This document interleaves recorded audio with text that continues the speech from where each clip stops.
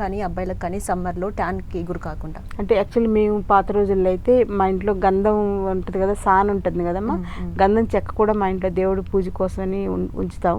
So సమ్మర్లో ఏంటంటే కొంచెం అప్పుడప్పుడు, రోజు కుదరదు, వారానికి ఒకసారి కొంచెం అది అరగతీసి అందులో కొంచెం నీళ్లు కానీ కొంచెం పాలు కానీ పోస్తే అదంతా చక్కగా అరుగుద్ది, మనకి ఇంత ముద్దలాగా తయారు. అదే మనకి సింహాచలం స్వామికి, అప్పన్న స్వామికి అది లేపనంగా వేస్తారు కదా, చందనం లేపనం అంటాం.